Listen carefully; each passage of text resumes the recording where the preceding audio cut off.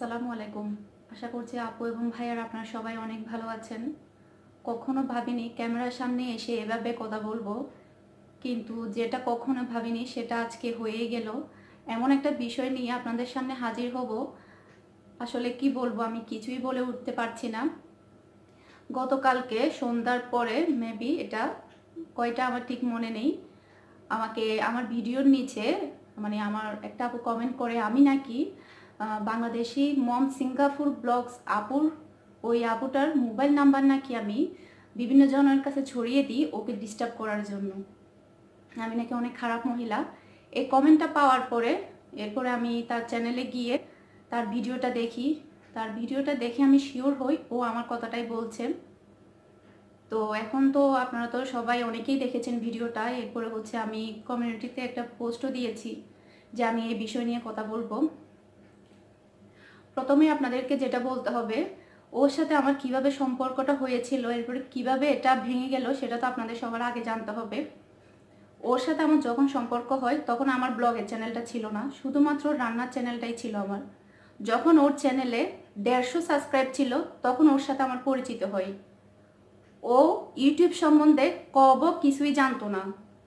একটা ছোট বাচ্চাকে যেমন একটা মারা যেমন শিখায় সব কিছু ছোটো থেকেই, ওকেও আমি ঠিক তদ্রূপ ইউটিউব সম্বন্ধে সব কিছুই ছোটো বাচ্চার মতো শিখিয়ে এসেছি। সেটাও খুব ভালো করেই জানে। কতটুকু ওকে আমি হেল্প করেছি, ও আমাকে একদিন এতটাই অসহায়ভাবে বলেছিল ওর চ্যানেলে ভিউ হয় না, সাবস্ক্রাইব হয় না, ওর চ্যানেলটা প্রমোট করার জন্য আমার রান্নার চ্যানেল আমি তার চ্যানেলটা প্রমোট পর্যন্ত করি। কতটা তাকে আমি বিশ্বাস করে এবং ভালোবেসে এই কাজগুলো আমি করেছিলাম, তার ফলটা আমি এখনই পাচ্ছি। শুধু যে আমি ওকে হেল্প করেছি তা কিন্তু না, আমার কাছ থেকে যেই হেল্প চাইতো আমি যতটুকু জানতাম তাদের সবাইকে ততটুকু জানানোর চেষ্টা করতাম। এটা কিন্তু যাদের সাথে আমার রিলেশন আছে তারা খুব ভালো করেই জানে। আমার সাথে আজ পর্যন্ত অনেক ইউটিউবারের সাথে ভালো রিলেশন, আজ পর্যন্ত কারোর সাথে খারাপ রিলেশন হয় নাই এরকম কেউ বলতে পারবে না। যদি এরকম হয়ে থাকে সেই ইউটিউবারগুলো আমার কমেন্টের নিচে এই ভিডিওটার নিচে কমেন্ট করতে পারবেন। যদি কারোর সাথে যদি আজ পর্যন্ত আমার খারাপ রিলেশন হয়ে থাকে। আমি রান্নার চ্যানেল খুলেছি আজ থেকে 8 মাস হবে, আর ব্লগের চ্যানেলটা খুলেছি আজ থেকে 4 মাস হবে মাত্র। তো যাই হোক, এভাবে আমি ওকে হেল্প করে করে আসছি। আমি তাকে কতটুকু হেল্প করেছি সে তার ছেলের বার্থডেতে ন্যূনতম একটু হলে বলেছিল। তার ছেলের বার্থডে ভিডিওটা আপনারা দেখলে একটু হলে বুঝতে পারবেন তাকে আমি কতটুকু হেল্প করেছি। ও হাজারবার বলতো ওর চ্যানেলটা সে বন্ধ করে দিবে, কারণ ওর চ্যানেলে সাবস্ক্রাইব হয় না, ভিউ হয় না, সেজন্য আমি ওকে বারবার বলতাম চালিয়ে যাও, একটা মাস ধৈর্য সহকারে ভিডিও দাও, দেখবে তোমার চ্যানেলে অবশ্যই সাবস্ক্রাইব বাড়বে, অবশ্যই ভিউ বাড়বে।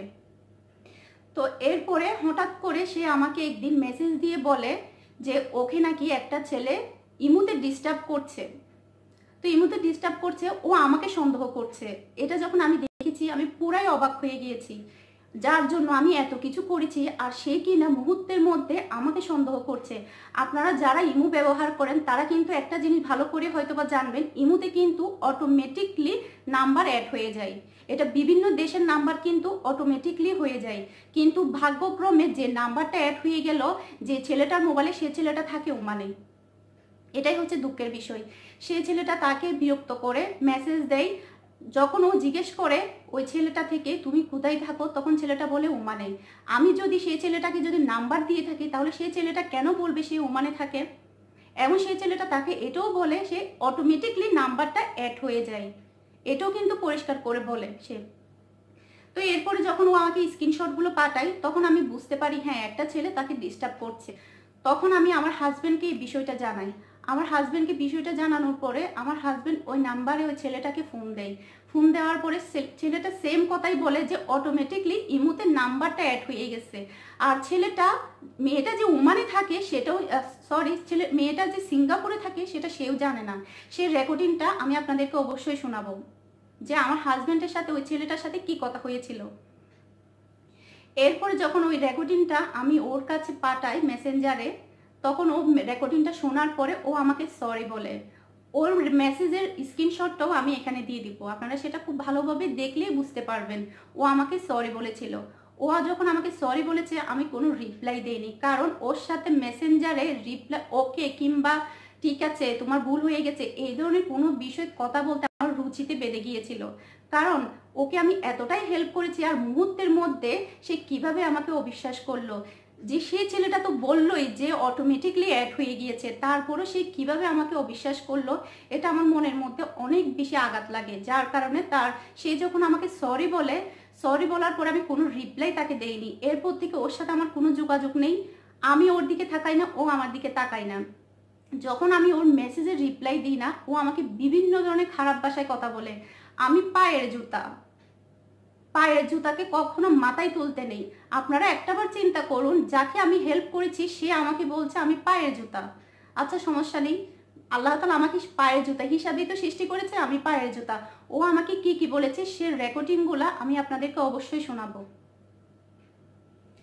তো এরপরে গত এক সপ্তাহ আগে ও আমাকে আবার মেসেজ দেয়, বলে কি একদম হুমকি দিয়ে বলে যে ওর মোবাইলের যদি, ওর ভিডিওর মধ্যে যদি আর একটা ব্যাড কমেন্ট আসে তাহলে আমার 14 গোষ্ঠীর নাম সে ভুলাই দিবে। আরো বিভিন্ন কথা ও কি লিখেছে, কি মেসেজ দিয়েছে সেটা আমি এখনই আপনাদেরকে দেখাবো স্ক্রিনশটটা।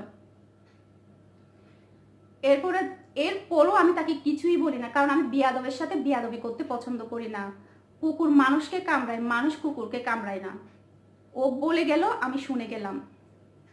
গত পরশু আমাকে একটা ছোট বোন আমাকে ইমুতে, ও আমার ভিউয়ার্স, আমার ছোট বোন, আপনারা হয়তো বা আমার ভিডিওর মধ্যে যারা দেখেন তার নামটা হয়তো বা আপনারা সবসময় দেখেন, অনন্ত। ও আমাকে স্ক্রিনশট দেয় যে ও একটা কমিউনিটিতে পোস্ট দেয়, ওখানে সে বলে যে একটা ইউটিউবার ব্লগার মহিলার জন্য সে ব্লগিং ছেড়ে দিবে। কিন্তু আমার ছোট বোনটা কিন্তু জানে না বিষয়টা বিস্তারিত। ও যখন আমাকে বলে দেখো আপু, আপুটা নাকি ব্লগিং ছেড়ে দিবে একটা ইউটিউবার ব্লগার মহিলার জন্য, তখন আমি যখন এটা দেখতে পাই তার কিছুক্ষণ পরে সে ভিডিওটা আপলোড করার পর আমি জানতে পারি সে ওখানে বলে একটা ব্লগার মহিলার জন্য সে ব্লগিং ছেড়ে দিবে। সে মহিলার 2টা চ্যানেল আছে, সে আর কিছুই বলে না, বলে কি লাইভে এসে বলবে। যাক, যেটা হয়েছে হয়েছে। এরপরে আমি আমার হাজব্যান্ডকে জানাই। আমার বড় ভাই থাকে সিঙ্গাপুর এয়ারলাইন্সে জব করে আজ থেকে 7 বছর আগে থেকেই। আমার বড় ভাইকে আমি সিঙ্গাপুরে জানাই এরকম একটা মেয়ে আমাকে অনেক বিরক্ত করছে, বিভিন্ন সময় কথাও শোনালো, এখন সে ভিডিওর মধ্যে এই জিনিসটা বলছে। তখন আমার হাজব্যান্ড আর আমার বড় ভাই বলে তোর তো চ্যানেলের নামটা বলে নাই, কিংবা তোর নামটাও বলে না, এখন তো আমরা কিছুই করতে পারবো না। যদি ও তোর চ্যানেলের নাম কিংবা তোর নামটা নেয় তাহলে আমরা এটা অ্যাকশন নিতে পারবো, আমরা হচ্ছে সাইবার ক্রাইমে আমরা কমপ্লেন করতে পারবো ওর বিরুদ্ধে, তোকে যে ও হয়রানি করতেছে সেটা সে ব্যাপারে। আসলে আমি এতটাই টেনশনে, আমার চোখ নাক দিয়ে ধোয়া বের হচ্ছে, আমি কিভাবে কথা বলছি কি বলছি আমি কিছুই বুঝে উঠতে পারছি না। যদি ভুল হয়ে যায় প্লিজ সবাই ক্ষমাদুষ্ট সুন্দর দৃষ্টিতে দেখবেন। আমি কতটা টেনশনে এবং কতটা আমি মধ্যে থাকলে আমি এভাবে কথা বলছি, কিংবা আপনারা হয়তো আমার চেহারাটা দেখেই বুঝতে পারবেন। তো এরপর আমার হাজব্যান্ড আর আমার ভাই যখন এটা বলে তখন আমি চুপ হয়ে গেলাম। এরপর আমি 3টা বড় আপুকে জানাই যাদের কিনা ব্লগের চ্যানেল আছে, ইউটিউবে চ্যানেল আছে। সে 3টা আপুকে কিন্তু আপনারা সবাই জানবেন, চিনেন, কিন্তু আমি নাম বলছি না, আপনারা সবাই ওদেরকে চিনবেন নাম বললে। ওদেরকে আমি এই বিষয়টা জানাই যে ও বলছে যে 2টা চ্যানেল আছে, ওর কারণে হচ্ছে ও ব্লগিং ছেড়ে দিবে, এইসব বিষয়ে জানায়। ওরা বলে কি তুমি চুপ করে থাকো, ওর যা মন চাই ও তাই করুক, তোমাকে নিয়ে যদি কেউ হিংসা করে এটা তোমার জন্যই ভালো। ওরা আমাকে এটা বলে। ওরা এটা বলার পরে আমি চুপ হয়ে গেলাম, কিছুই বললাম না। গতকালকে যে আপনাকে তো বললামই আপনাদেরকে, সে একটা মেয়ে আমাকে কমেন্ট করে যে আমি নাকি ওর নাম্বারটা বিভিন্ন জায়গায় ছড়াই দিই। এরপর তো আমি ওর ভিডিওটা দেখতে পারার পরে ও আমার নামটা সরাসরি বলে যে ওমান থেকে কল আসছে। তাহলে আপনারা একবার চিন্তা করুন আমি এই কাজটা কেন করব, আমার এখানে লাভটা কোথায়? মানুষ কতটা হিংসুটে হলে, কতটা হিংসার কারণে পাগল হয়ে গেলে এই কাজগুলো করতে পারে, আপনারাই একটাবার চিন্তা করুন। আমি আপনাদের কাছে আমি নির্দোষ এটা প্রমাণ করতে আসিনি, আমি নির্দোষ কি দোষী সেটা প্রমাণ করবে সাইবার ক্রাইম পুলিশরা। পর্যন্ত সাইবার ক্রাইম করে কে আজ পর্যন্ত বাঁচতে পারেনি, ও বাঁচতে পারবে না। আর প্রত্যেকটা ভিডিওর মধ্যে ব্যাড কমেন্ট আসে, আমার ভিডিওর মধ্যেও ব্যাড কমেন্ট আসে, কিন্তু আমি তো কখনো ওকে সন্দেহ করিনি, অন্যান্য ব্লগার কিংবা অন্যান্য চ্যানেলও কিন্তু ব্যাড কমেন্ট আসে, ওরাও কি অন্যদিকে সন্দেহ করতে পারবে? ভালো খারাপ সবকিছুই আসবে, কিন্তু ও আমাকে এটাই বলে যে ওর ভিডিওর মধ্যে যেগুলোই ব্যাড কমেন্ট যাচ্ছে সেগুলো আমিই করছি। এখানে আমার খেয়ে দিয়ে লাভটা কোথায়? আমি সংসার চালাই, আমার 2টা চ্যানেল আছে, আমার সন্তান আছে, ওর মতো তো আমার আজাইরা কোনো টাইম নাই যে আমি ওর পিছনে লেগে থাকবো। ওর মতো তো আমার এতগুলো ফেক আইডি নাই। সাইবার ক্রাইমরাই সবকিছু বের করে ফেলবে, ওর কতগুলো ফেক আইডি আছে, আর ও কাকে কাকে ব্যাড কমেন্ট করতো সবকিছুই এখন বের হয়ে যাবে। ও কেঁচু করতে গিয়ে সাপ বের করে ফেললো।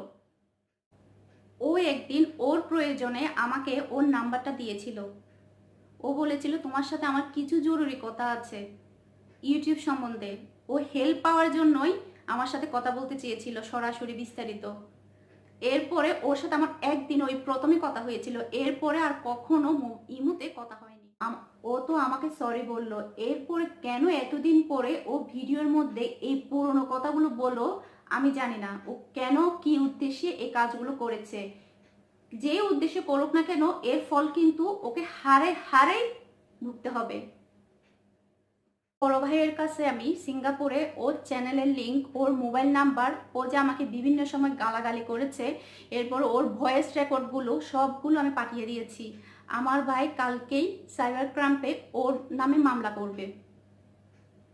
আমি আপনাদের সামনে আমি নির্দোষ সেটা প্রমাণ করতে আসিনি, শুধু জাস্ট জানাতে এসেছি এই কারণে ও এগুলো করছে।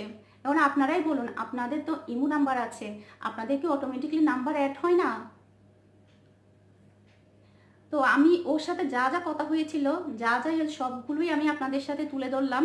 এখন আপনারাই বলবেন কে ভুল, কে রাইট, কে মিথ্যা, কে সত্য, আপনারাই বলবেন।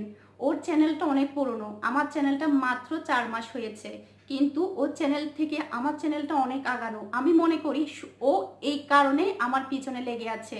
ও যত বেশি আমার পিছনে লেগে থাকবে তত বেশি ওর ক্ষতি হবে। ওর উদ্দেশ্যে আমি শুধু একটাই মেসেজ দিব, তুমি তোমার মতো কাজ করো, তুমি অনেক ভালো কাজ করো, তুমি অনেক সুন্দর ব্লগ বানাও, তুমি তোমার মতো কাজ করে যাও, তোমার চ্যানেলটা অটোমেটিকলি আগায় যাবে। মানুষের পিছনে এভাবে লেগে থেকো না, মানুষের পিছনে এভাবে লেগে থাকলে তোমারই ক্ষতি হবে।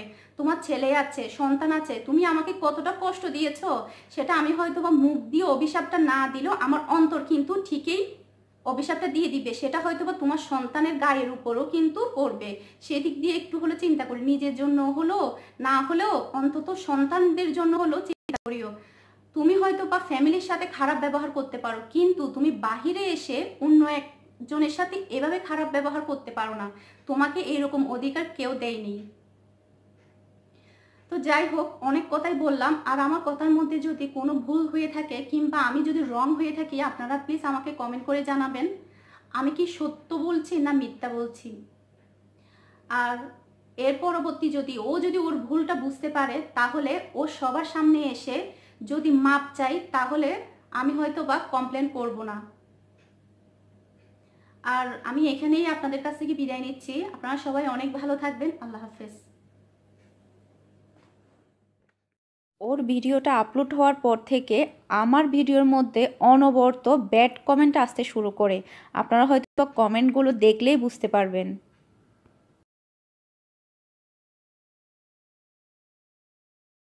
ইমুতে যখন সে ব্লক করে দেয়, এরপরে তাকে সে ছেলেটা হোয়াটসঅ্যাপে নক করে। নক করার পরে যে কথা হয়েছিল সেগুলো সে আমাকে পাঠিয়েছিল।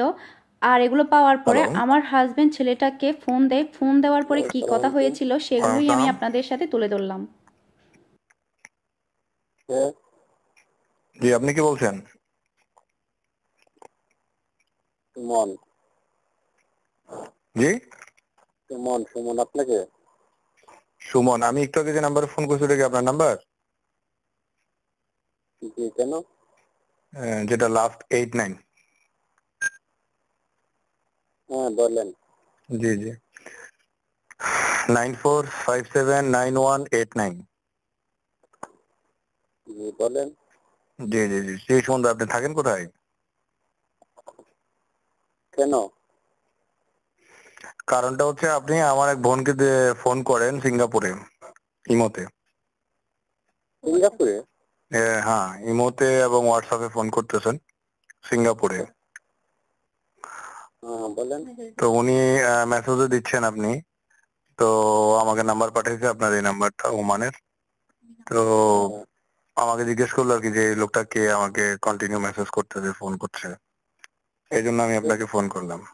না উনি তো আমাকে মানা করেছেন, উনি তো ব্লক লিস্টে আমার রেখেছেন, আমি তো দুদিন থেকে কথা হচ্ছে। আচ্ছা আচ্ছা, দুদিন ধরে আপনি কন্ট্যাক্ট করতেছেন না? না না না, তাকে আপনি জিজ্ঞেস করে দেখেন। আচ্ছা আচ্ছা আচ্ছা, বলেন না যে ইমুতে অ্যাড হয়েছে, আমি তো জানি না, আমি তো নাম্বার চিনি না, তাই না? আমি জি ভাবছি আরো মনে হয় খুঁজেছে, আমি ওনাকে বলছি আপনার নাম্বারটা মনে হয় খুঁজেছে।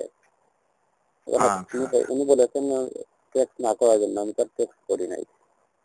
ওকে ওকে, থ্যাংক ইউ, তাহলে ভালো। আমি ঠিক নাম্বারটা আছে। থেকে আপনাকে কল দিয়েছি না, কেন জানেন? কল ধরিনি কেন? কেন?